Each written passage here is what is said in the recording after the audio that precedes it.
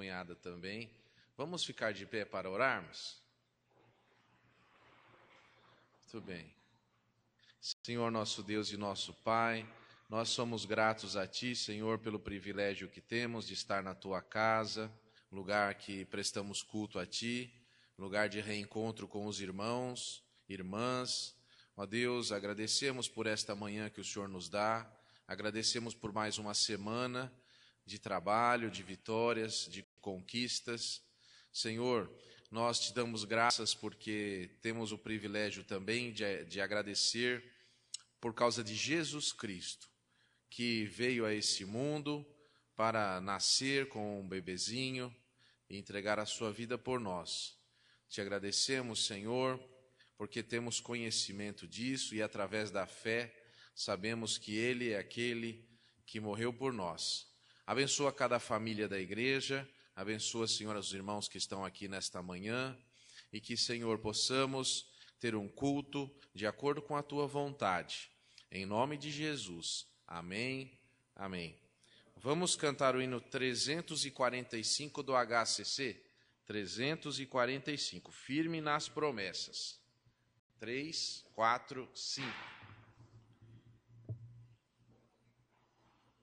3, 4, 4, então. É a mesma coisa, mas é diferente.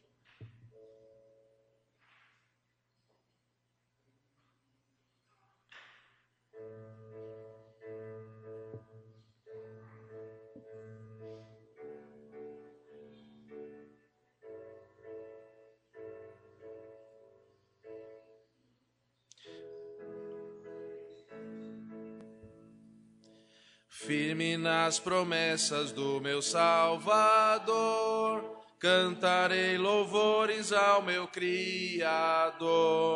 Sempre permaneço pelo seu amor, firme nas promessas de Jesus.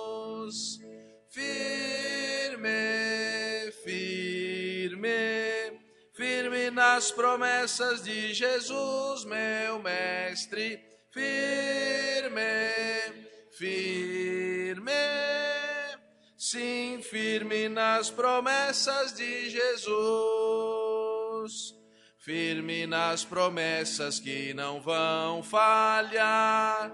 Venço as tempestades do revolto mar. Todo medo e todo mal vou derrotar. Firme nas promessas de Jesus. Firme, firme, firme nas promessas de Jesus, meu Mestre. Firme, firme, sim, firme nas promessas de Jesus. Firme nas promessas de Jesus, Senhor, sou agradecido pelo seu favor, pelo seu Espírito sou vencedor, firme nas promessas de Jesus. Firme, firme, firme nas promessas de Jesus, meu Mestre. Firme, firme, sim, firme nas promessas de Jesus. Amém? Vamos abrir as nossas Bíblias. Vou pedir que você abra em Lucas, capítulo 1, versículo 5. Lucas 1, 5. As seguintes. Evangelho de Lucas, capítulo 1, versículos 5 e seguintes. Diz assim a palavra de Deus. Existiu no tempo de Herodes, rei da Judéia, um sacerdote chamado Zacarias, da ordem de Abias. Sua mulher era das filhas de Araão, e o seu nome era Isabel. Eram ambos justos perante Deus, andando sem repreensão em todos os mandamentos e preceitos do Senhor. Mas não tinham filhos, porque Isabel era estéril, sendo ambos avançados em idade.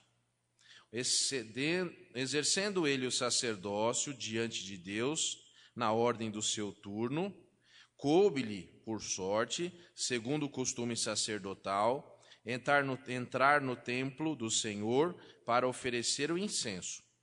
Chegada a hora de oferecer o incenso, toda a multidão do povo estava fora orando.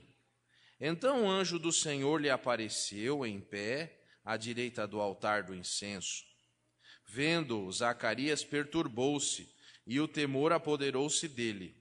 Mas o anjo lhe disse: Zacarias, não temas, a tua oração foi ouvida. Isabel, tua mulher, dará à luz um filho, e lhe porás o nome de João. Terás prazer e alegria, e muitos se alegrarão no seu nascimento. Pois será grande diante do Senhor, não beberá vinho, nem bebida forte, e será cheio do Espírito Santo, já desde o ventre de sua mãe. E converterá muitos dos filhos de Israel ao Senhor seu Deus. Irá diante dele no espírito e poder de Elias, para converter os corações dos pais aos filhos e converter os rebeldes à prudência dos justos, e preparar ao Senhor um povo bem disposto. Amém. Os irmãos podem assentar-se. Muito bem, nós estamos iniciando o mês de dezembro, né? E então vamos estar lendo nas leituras devocionais alguma coisa a respeito do Natal, né? E gostaria então que você também em sua casa estivesse meditando a respeito da palavra de Deus, do nascimento de Jesus, né? Os papais e as mamães lendo a Bíblia para os seus filhos, para que eles já aprendam o significado real do Natal. Muito bem, nós nesta manhã temos um pregador especial convidado aqui, né, nesta manhã, para que traga a palavra de Deus, né? E gostaríamos então de convidá-lo. Temos a sua esposa ali também, muito querida nossa. Obrigado, viu, irmã? Temos que agradecer a Deus pela presença deles aqui, que muito alegra o nosso coração. Então, pastor Cláudio, peço que o pastor venha aqui à frente. Bom dia. Pastor, imagina. Viu? Pastor Cláudio, ele está nesse ano como presidente da secção aqui da região, da nossa região central do estado de São Paulo, das igrejas batistas na ordem dos pastores, foi eleito para isso, com muita alegria, o meu amigo, né? Gosto muito dele, sua esposa. Então, temos o privilégio de ouvi-lo nesta manhã. Está com a palavra, pastor. À vontade.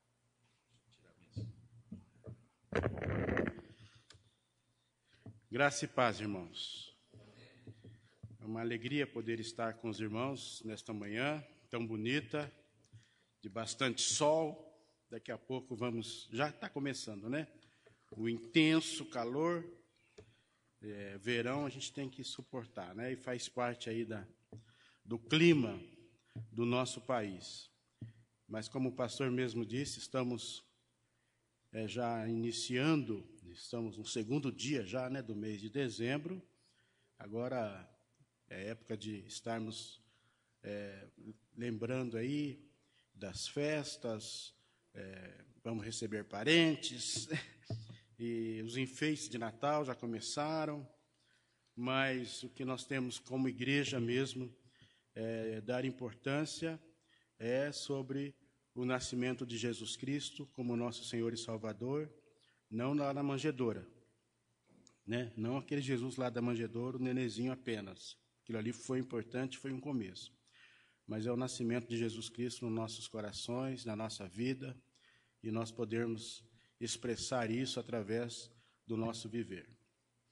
Eu quero, mais uma vez, trazer meu abraço aqui da igreja no Gasparini, do pastor Samuel, lá meu pastor na primeira igreja, e, em especial, para o Herbert, da Ordem dos Pastores, e, mais uma vez, dedicar muito sucesso para você aqui, que Deus te use bastante.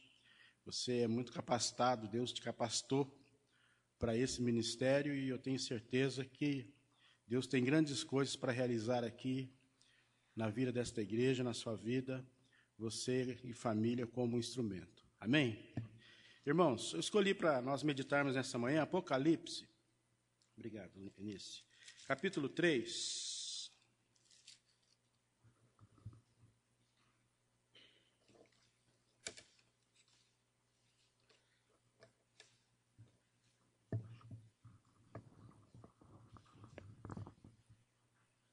Versículos de 7 a 13.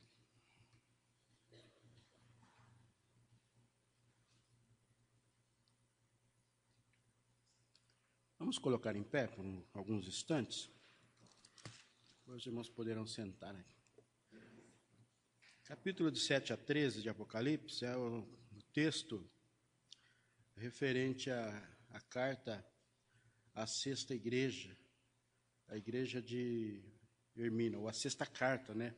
Não é a sexta igreja, a sexta carta à igreja de Esmirna. Eu preciso caprichar aqui, que o professor de homilética está aqui de hermenêutica está aqui na minha frente. Não homilética, hermenêutica, pior ainda.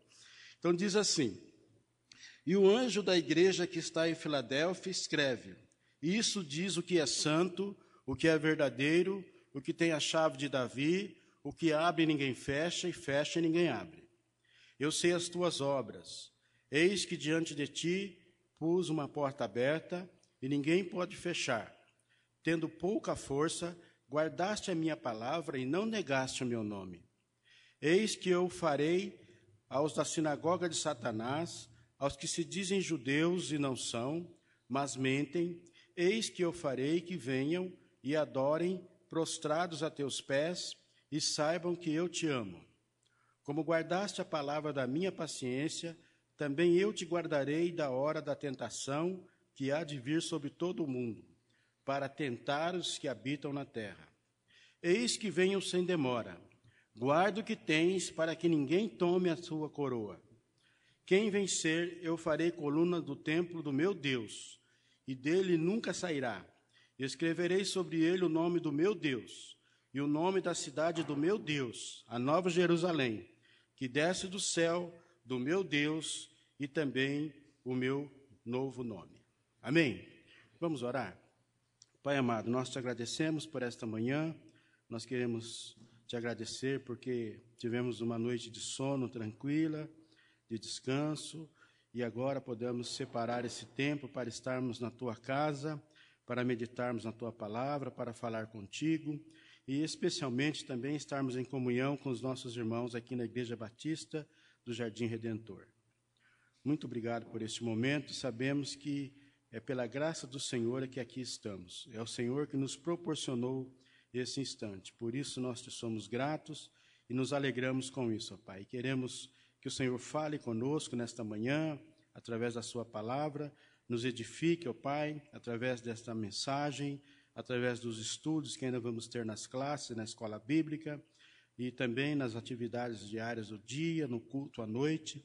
Que esse dia, ó Pai, que é o dia do Senhor, nós possamos estar dedicando a Ti, consagrando a Ti, e também, ó Deus, glorificando o Teu nome através das nossas vidas. É o que nós te pedimos e agradecemos, em nome de Jesus. Amém. Podeis sentar, irmãos? Esse texto está num contexto de Apocalipse, capítulo 1, 2 e 3, ou do livro de Apocalipse como um todo, e ele fala sobre, no início aí, sobre as cartas às igrejas da Ásia, né? E eu pensei em falar como tema nesta manhã sobre esse texto que eu peguei, que é a carta à igreja de Filadélfia, né? Ou a sexta carta à igreja de Filadélfia. E esta igreja é a igreja que, dentre aquelas 7, pode ser considerada uma igreja modelo. É a igreja, a própria palavra já significa amor fraternal, né? Filadélfia, que vem de filo, amor. E muitas das coisas que essa igreja fez agradou muito o coração do nosso Senhor Jesus. Então, eu quero refletir com os irmãos nessa manhã, não quero entrar aqui pelo lado escatológico, né? E aqui fazer algumas alucinações teológicas, escatológicas, eu não sou disso, não. Minha especialidade é mais devocional, e é por esse lado que nós vamos caminhar nesta manhã. E eu peguei como tema aqui a igreja, né? Esse é o tema. Mas aí a gente pode destrinchar esse tema, a igreja, de três maneiras. A igreja que não devo ser, né? A igreja que eu sou e a igreja, né? A igreja que eu sou ou a igreja que devo ser, né? A igreja que não devo ser, a igreja que devo ser e a igreja que Jesus Cristo vem buscar. Nós vamos trabalhar dentro desses textos aí, dessa carta, refletindo sobre esse assunto. Nós vivemos hoje dias tão conturbados, né? Assim, em termos de ensino, em termos até de questão postura cristã. Parece que hoje ser evangélico já não é aquela diferenciação que se tinha de primeiro, né? Evangélico e não evangélico, cristão, não cristãos. Parece que a coisa está meio que tudo nivelado e, na verdade, não é por aí. A Bíblia mostra para nós que os verdadeiros cristãos têm as suas características e mostra essas características, atitudes que cada um desses cristãos tem que ter como verdadeiros cristãos. É a terceira vez que eu até vou falar sobre esse tema, e nas outras duas vezes eu não defini a palavra igreja no sentido que eu quero compartilhar com os irmãos. A palavra igreja, ela tem um sentido local para nós, como nós estamos aqui, né, na Igreja Batista do Jardim Redentor, Rua Marcondes Salgado, é isso? Né? Marcondes, não. Salgado Filho. Salgado, estou fazendo confusão com a avenida lá, né? Salgado Filho, 538, é isso? 538, minha mente está boa, né? Então, essa é a igreja local aqui, que é uma congregação, né, local de pessoas regeneradas, batizadas após a profissão de fé. Então, eu faço parte da Igreja do Jardim Redentor. Tá, tudo bem, você faz parte, mas você tem que estar nesse contexto aqui.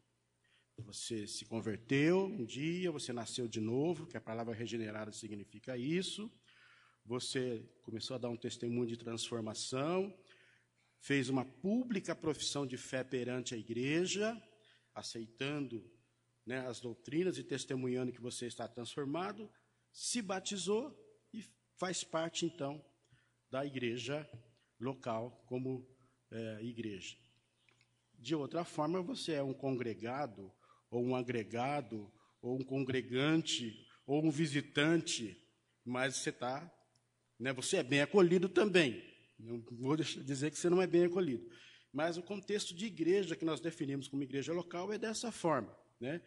Todos são bem recebidos, independente de você estar batizado ou não, é bem tratado, né? E você sabe que tem algumas prerrogativas por você não ser membro que você não participa. Às vezes você não pode pegar um cargo, né, ministerial, você não pode às vezes nem participar da ceia, dependendo da circunstância, se você, né, não é de uma outra igreja evangélica e assim por diante. Mas aí tem a questão da igreja universal, né, que é nesse contexto que eu quero compartilhar com os irmãos, que é a reunião universal dos remidos de todos os tempos, estabelecida por Jesus Cristo e sobre ele edificada, constituindo-se no corpo espiritual do Senhor, do qual ele mesmo é o cabeça. Sua unidade é de natureza espiritual e se expressa pelo amor fraternal, pela harmonia e cooperação voluntária na realização dos propósitos comuns do reino de Deus. Aí você pergunta, mas onde você pegou essa definição tão bonita? Da nossa declaração doutrinária, da nossa convenção batista. Essa é a definição de igreja local, só está um resuminho aqui, né? E também de igreja universal. Se você pegar lá a declaração doutrinária da nossa Convenção Batista Brasileira, você vai ver lá essa definição. Mas a nossa base bíblica é a palavra de Deus, né? Em todo o seu contexto, não é a declaração doutrinária apenas, né? E nosso ponto de partida aqui é o último livro da Bíblia, o livro de Apocalipse. A mensagem, né, que foi, então, direcionada às igrejas da Ásia Menor, ou às 7 igrejas da Ásia, como assim o conhecemos. No capítulo 1, versículo 12, se você quiser acompanhar aí, não vou citar muito texto não, mas se você quiser acompanhar alguns textos, vai ser importante. Jesus está falando aí que, e virei e virei, a visão, né, de João aqui, ele está dizendo, né, e virei-me para ver quem falava comigo, e virando-me, vi 7 castiçais de ouro. No versículo 13 ele diz, e no meio dos 7 castiçais, um semelhante ao Filho do Homem, vestido até aos pés de uma veste comprida e cingido pelo peito com um cinto de ouro. Aí eu chamo a atenção agora para os irmãos do versículo 16. E ele tinha na sua destra 7 estrelas, a expressão 7 aí.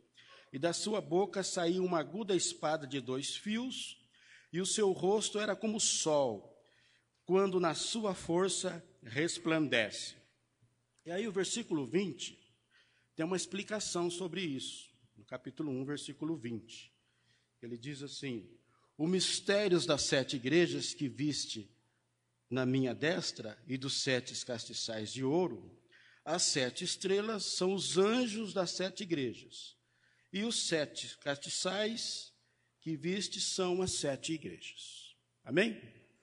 A Bíblia, eu costumo, para os meus alunos de hermenêutica, dizer que a Bíblia interpreta a própria Bíblia, né, professor? A Bíblia, essa é a regra geral, né? A Bíblia interpreta a própria Bíblia. A própria Bíblia tem essa autoridade de se auto-interpretar, daí a sua veracidade, né?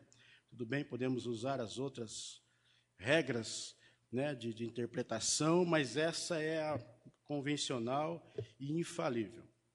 Então, todas as igrejas da Ásia têm o mesmo padrão nessas cartas aí. Há, por exemplo, uma identificação com Cristo, quando se escreve essas cartas para essas igrejas. Há uma afirmação do conhecimento íntimos dessas igrejas. Jesus conhecia essas igrejas intimamente. Há uma exortação e também há promessas para essas igrejas. Então, elas foram enviadas para as 7 igrejas da Ásia que viviam situadas, né, em situações distintas,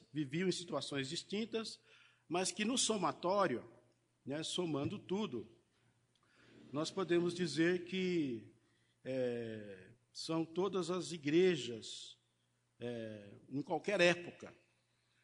Portanto, o número 7 aí, nós vimos no versículo 20, ele é literal, pelo fato de serem 7 igrejas, mesmo no sentido literal, e ao mesmo tempo ele é também simbólico, né? Pois indica a totalidade das igrejas em todas as épocas e lugares. Também aí entra a questão do simbolismo na Bíblia, que nós temos muito, principalmente no Velho Testamento, mas sempre o simbolismo estão direcionando para a pessoa de Jesus Cristo. Você pode ter certeza disso. Se você pegar lá o cordeiro que apareceu lá para Abraão, sacrificar no lugar de Isaac, se você pegar o próprio filho de Isaac, o único filho, e várias situações nós temos lá no Velho Testamento que, né, direciona para a pessoa de Jesus.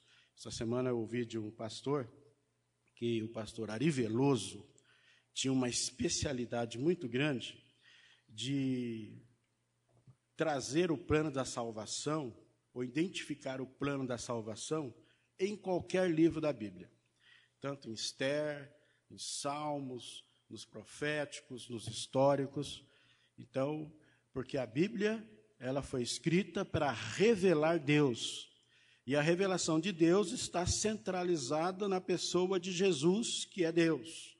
Então, toda a nossa interpretação bíblica, ela tem que direcionar ou tem que conjugar para João 3,16, né, que nós conhecemos muito bem, que é o texto-chave, o versículo áureo da palavra de Deus. Mas então, irmãos, vamos pensar nesta manhã, né, sobre o que nós podemos tirar de lições para nós, como igreja, sobre esses textos. O julgamento de Deus às igrejas começa com o verbo conhecer.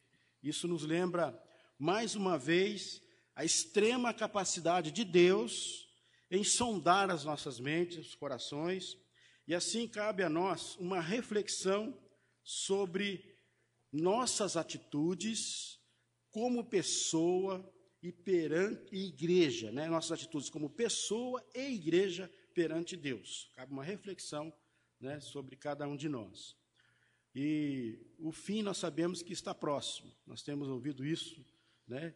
E em breve vem o dia em que Deus, face a face, vai julgar, né? Com uma frase que nós não podemos nos esconder dessa frase, né? Eu sei as tuas obras, eu conheço as tuas obras, né? Capítulo 2, versículo 2 aí, na carta à igreja, capítulo 2, de Éfeso, né? Carta da igreja de Éfeso, diz aí: conheço as tuas obras,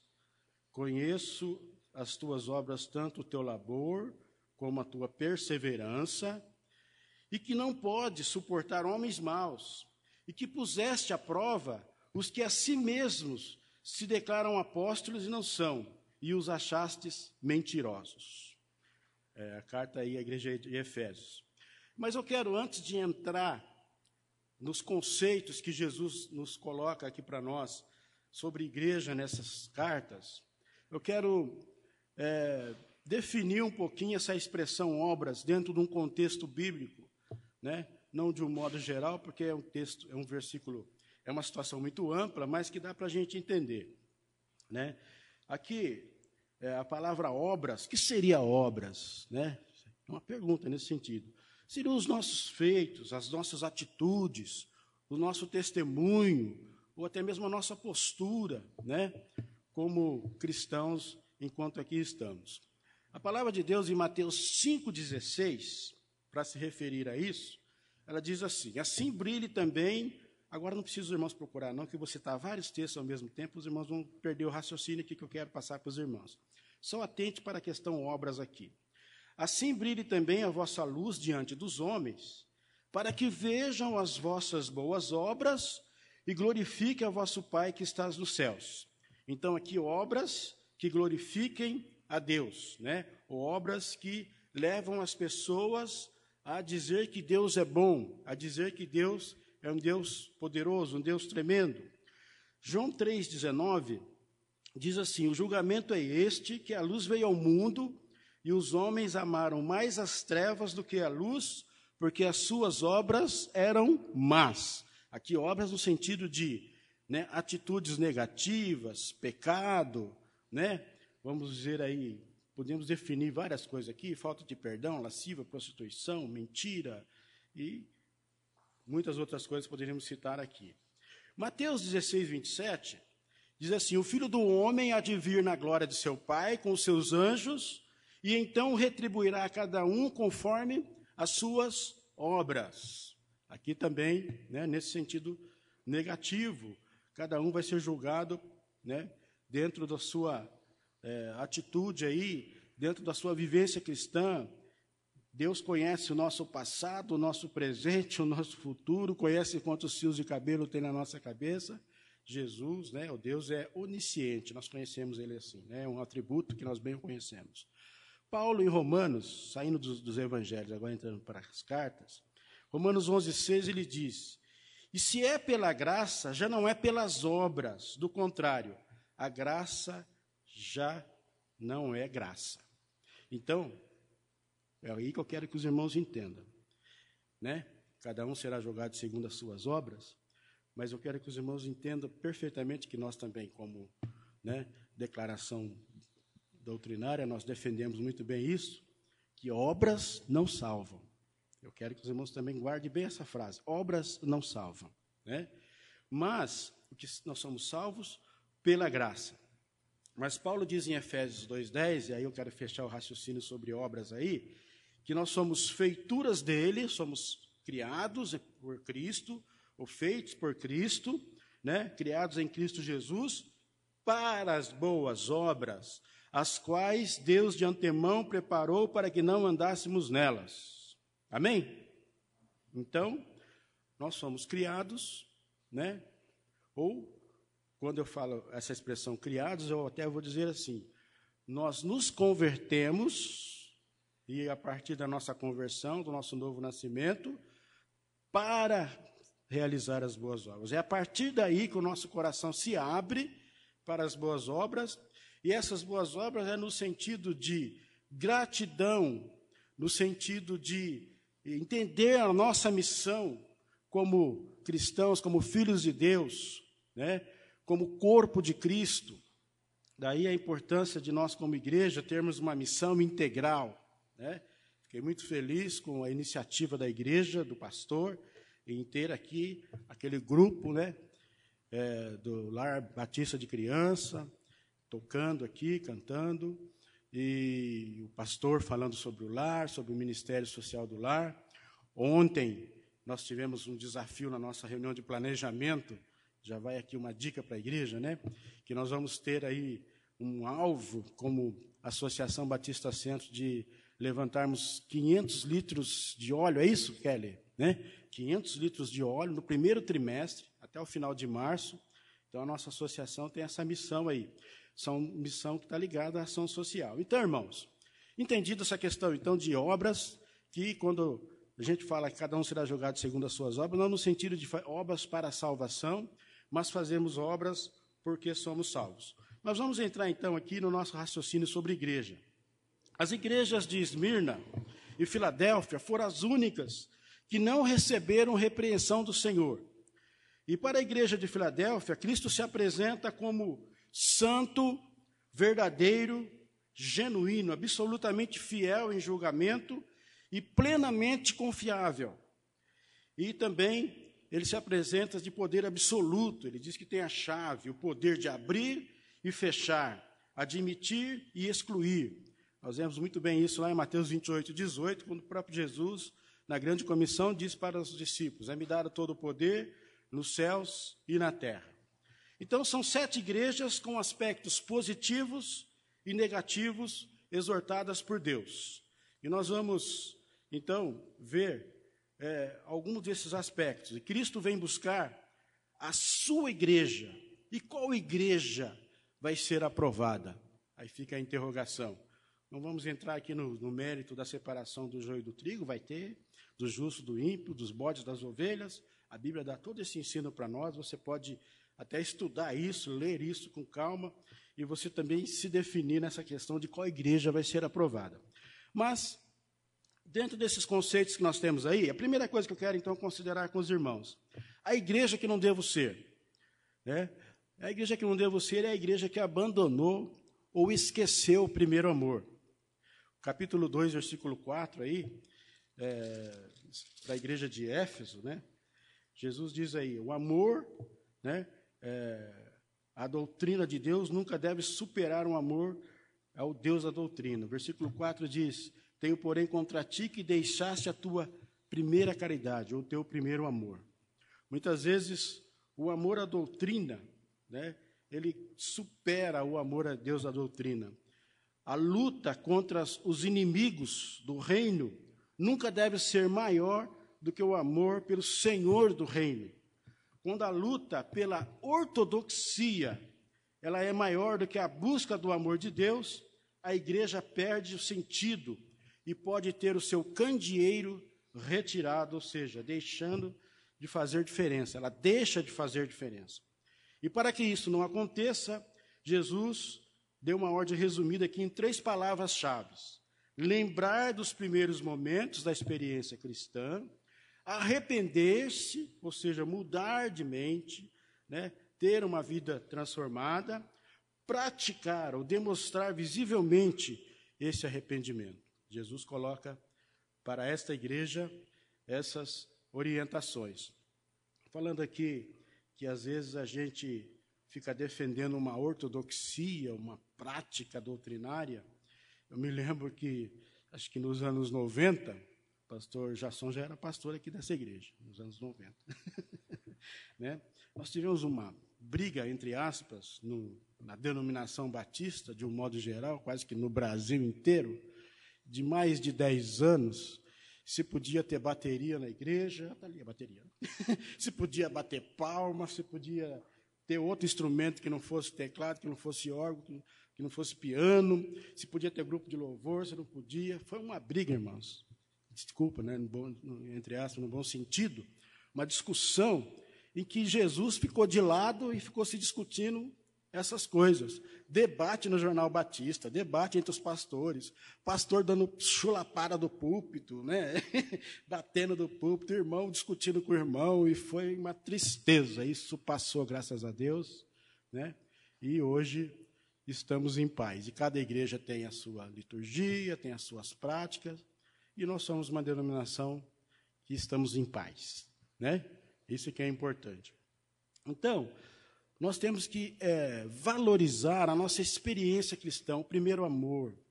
Como é gostoso o primeiro amor, né? Quando você conversa com um novo convertido, ele está vibrando, né?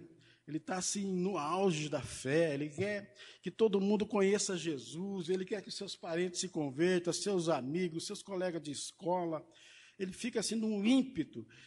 E eu não sei o que acontece, que de repente essa chaminha parece que vai apagando, apagando, apagando, aí fica tudo igual aos outros. Fica tudo igual ao japonês. Então nós temos que resgatar isso, irmãos, né? Eu fico pensando no meu tempo de jovem, né? Faz tempo já, né? O Edson não está aqui, mas a gente era da mesma época, né? Nós tínhamos uma vivência cristã mais intensa, né? Apesar de sermos jovens. Eu me lembro que com 14 anos, eu pregava no ar livre, eu distribuía folheto nos bairros, e hoje já não se tem muito isso, né? Tudo bem que hoje os métodos são diferentes, mas, né, as pessoas são as mesmas que precisam ser alcançadas. Mas a igreja que não deve ser é a igreja que não deve seguir doutrinas que induzem a liberalidade, né? Quanto à imoralidade, a mora dos pagãos, aí, capítulo 2, versículo 14, Jesus diz aí, mas umas poucas coisas tenho contra ti, porque tens lá os que seguem a doutrina de Balaão, o qual ensinava Balaque a lançar tropeços diante dos filhos de Israel para que comessem dos sacrifícios da idolatria e se prostituíssem. Então nós temos que tomar cuidado com doutrinas que às vezes nos levam a tomar a forma do mundo, né? Nos leva a trazer o mundo, às vezes, para a igreja ou para nossas vidas. Não devemos nos aderir a essas doutrinas que dão vaza ou dão brechas para a liberalidade. Quando nós falamos de liberalidade, está uma luta aí hoje para se manter a questão do núcleo família, defender os valores da família. E se nós, como igreja, não tivermos pulso firme de pregarmos a palavra, de defendermos os valores da palavra, nós podemos ser engolidos por um pequeno grupo de políticos desorientados, desculpa o termo, que aprovam as leis que destroem o ser humano, destrói a família, destrói o país de uma maneira geral. Então, a palavra de Deus é que é o nosso manual, né, como cristãos. Mas a igreja que não devo ser também é a igreja que tem nome de que vive, mas está morta. Não realiza obras perfeitas diante de Deus. Exemplo, a igreja de Sardes. É a igreja viva humanamente falando, mas morta espiritualmente falando, né? O capítulo 3 fala sobre essa igreja de Sardes. Ele diz aí, ao anjo da igreja que está em Sardes, escreve, isso diz o que tem os 7 espíritos de Deus, as sete estrelas. Eu sei as tuas obras, tem nome de que vives, mas está morto. Versículo 1, finalzinho aí. Sê vigilante, confirma o restante que estava para morrer, que não achei as tuas obras perfeitas diante de Deus. Lembra-te, pois, do que tens recebido e ouvido e guarda-o, arrepende-te. E se não vigiares, virei sobre ti como um ladrão, e não saberás que hora sobre ti virei. Então, nós temos que realmente ser uma igreja viva, não ter nome de igreja viva, mas nos prostrarmos como igreja morta. Nós somos uma igreja viva, porque nós temos dentro de nós o Cristo vivo. E se nós temos dentro de nós o Cristo vivo, então nós somos igreja viva. Temos que expressar isso, né? Jesus é o cabeça e nós somos o corpo, os seus membros, não é verdade? Membros do corpo. Mas qual é a igreja que eu devo ser? A Bíblia diz aí, que, para a igreja de Éfeso, que eu devo ser perseverante. Capítulo 2, versículo 2 e 3. Né? Perseverante. Escreva ao anjo da igreja que está em Éfeso e disse, aquele que tem à sua destra as 7 estrelas e que anda no meio dos 7 castiçais de ouro. Eu sei as tuas obras, o teu trabalho, a tua paciência, que não pode sofrer os maus, e puseste à prova os que se dizem apóstolos e não são, tu os achastes mentirosos. Sofrestes e tens paciência, e trabalhaste pelo nome e não cansastes. Perseverança, irmãos. Nós temos que ser perseverantes, né? Nós temos que realizar os serviços pesados, como essa igreja realizou, e às vezes em circunstâncias difíceis. É uma grande batalha espiritual que nós estamos, né? Nós temos que resistir os homens maus, resistir às heresias, resistir, né, o evangelho fácil que às vezes é pregado de muitos lugares, ou pela mídia, ou por muitas igrejas aí. Temos que resistir e saber que importa entrar no reino de Deus por meio de muitas tribulações. Lucas diz isso lá em Atos capítulo 14, né, um dos versos lá. Para se entrar no reino de Deus, fazer parte do reino de Deus, importa passar por muitas tribulações. Interessante que ali no contexto, quando Lucas diz isso, Paulo e Silas acabaram de curar um homem leso que saiu saltando, e aí quiseram transformar eles em deuses, porque ficaram maravilhados com aquilo, mas aí, em pouco tempo, chegou alguns judeus lá e virou a cabeça da multidão, né? A mesma multidão que queria transformar, né, Paulo e Barnabé em deuses, rapidinho virou a cabeça e apedrejou Paulo e deixou ele quase morto, arrastou ele para fora da cidade, né? E depois Paulo voltou, Paulo era teimoso, né? Voltou e reuniu os discípulos e falou para eles: olha, importa entrar no reino de Deus por meio de muitas tribulações. Ele não voltou e falou: vocês viram o que aconteceram comigo? Né? Me apedrejaram, então o evangelho é isso. Não. Importa entrar no reino de Deus por meio de muitas tribulações. Então, temos que ser perseverantes, não deixarmos nos desanimar, nos abater. Vamos passar por lutas em várias áreas da nossa vida, né? Na área profissional, na área conjugal, na área de relacionamentos, né? Em várias situações, mas não devemos esquecer que Deus está conosco, que Deus nos ampara, que Deus nos dá força, que Deus não nos dá provação acima do que podemos suportar. Mas a igreja que deve ser é a igreja também que deve ser rica espiritualmente. Capítulo 2, versículo 9. Eu sei as tuas obras, a igreja de Esmirna, né? Sei as tuas obras e a sua tribulação e pobreza. Tu és rico e a blasfêmia dos que se dizem judeus e não são, mas são sinagogas de Satanás. Rico espiritualmente, temos que crer no poder da ressurreição. Temos que crer, né, que nós temos dentro de nós o Cristo vivo. Se discutiu muito depois dessa questão aí de bateria, palma na igreja, essas coisas. O que é avivamento? Foi outro debate, que eu chamo também de debate inútil. O que é avivamento, né? E nós sabemos que avivamento, eu aprendi com o meu professor, né, de avivamento bíblico, tinha essa matéria na faculdade, não sei se ainda tem, avivamentos na Bíblia, o pastor Manuel Rodrigues de Lima, né, já faleceu, e ele dizia para nós: olha, avivamento é Jesus vivo dentro de você. E ele mostrou, lógico, várias situações na Bíblia de avivamento, e a gente percebia que é isso mesmo. Às vezes se discute muito sobre o que é avivamento, o que não é avivamento, se é, né, a evidência dos dons, se é isso, se é aquilo, mas, na verdade, quando se fala em rico espiritualmente, é termos um coração avivado, um coração, né, que está voltado para a palavra, em obedecer a palavra, em seguir a palavra, em praticar os mandamentos, em exercermos a missão que temos como cristãos e, acima de tudo, estarmos a cada dia buscando a nossa santificação e a nossa transformação. Então, essa é a igreja que devo ser, não é rica espiritualmente, é buscar e exercitar aí o poder da ressurreição que nos é dada, né, através de Cristo Jesus. Ele venceu a morte, né, e assim, esse poder que venceu a morte também está aí liberado para nós. Não se deixe vencer pelo inimigo, essa é a igreja que também devo ser. O versículo 13, ele diz assim: eu sei as tuas obras e onde habitas, capítulo 2, versículo 13, que é onde está o trono de Satanás e retens o meu nome e não negastes a minha fé. Ainda nos dias de Antipas, minha fiel testemunha, qual for morto entre vós, onde Satanás habita. Então, nós vemos aí ele falando sobre um trono de Satanás, né?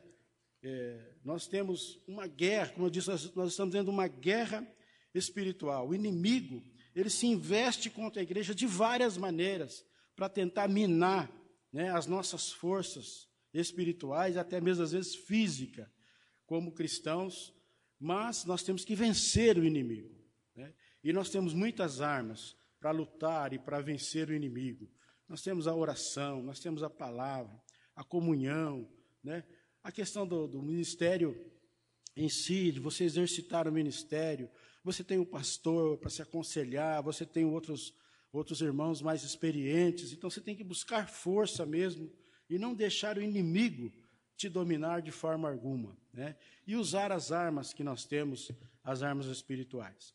Mas eu quero considerar agora, para nós fechar aqui o nosso raciocínio, a igreja que Jesus vem buscar. A igreja que Jesus vem buscar é a igreja que se levanta, né, às vezes ao cair ou ao se desanimar. A igreja que se arrepende, é a igreja que pratica as primeiras obras, como eu disse lá há pouco, que nós não devemos esquecer o primeiro amor. É a igreja que arrepende antes de ser corrigida. Capítulo 2, versículo 16, aí, quando ele está descrevendo a igreja de Pérgamo, ele diz: arrepende-te, pois, quando não, em breve virei a ti, e contra eles batalharei com a espada da minha boca, né? Arrepende-te.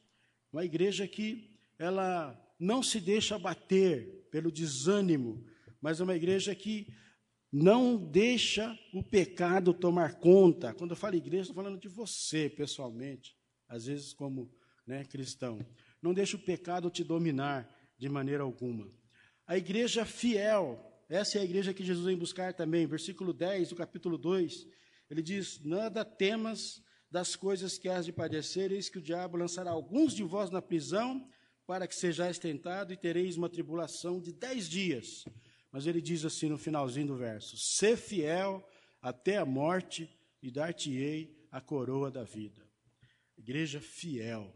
Essa foi para a igreja de Esmina. O que seria a igreja fiel, né? É a igreja que está dentro dessas características que eu disse há pouco para vocês: a igreja perseverante, a igreja, né, que não desanima, a igreja rica, né, espiritualmente falando, que busca Deus, que obedece a palavra, que busca realizar a missão que tem para realizar aqui na terra. Mas a igreja que Jesus vem buscar também é uma igreja vigilante. Capítulo 3, versículo 3, né? Ele diz aí, capítulo 3, verso 3: lembra-te, pois, do que tens recebido e ouvido, guarda-o, arrepende-te, e se não vigiares, virei sobre ti como um ladrão, e não saberás que hora sobre ti virei. Olha aí, né? Mateus 24, 42, Jesus diz assim, ó: portanto, vigiai, porque não sabeis em que dia vem o nosso Senhor. Temos que vigiar, né? E essa ideia de vigiar é estarmos sempre prontos. Não esqueço das palavras do profeta, acho que não era o profeta Amós: prepara-te, ó Israel, para encontrares com o teu Deus, né? E essa expressão vem para nós também: prepare-te, ó igreja, para encontrares com o Senhor teu Deus. Então temos que ser vigilantes, vigiar. Mas concluindo, irmãos, Deus convida a igreja a reconhecer o seu estado de miséria e buscá-lo para que encontre o que há de valor. Deus também convida a igreja a manter-se firme até que ele venha. E eu quero fechar nesse último versículo aqui, antes de ir para os versos finais, quando ele fala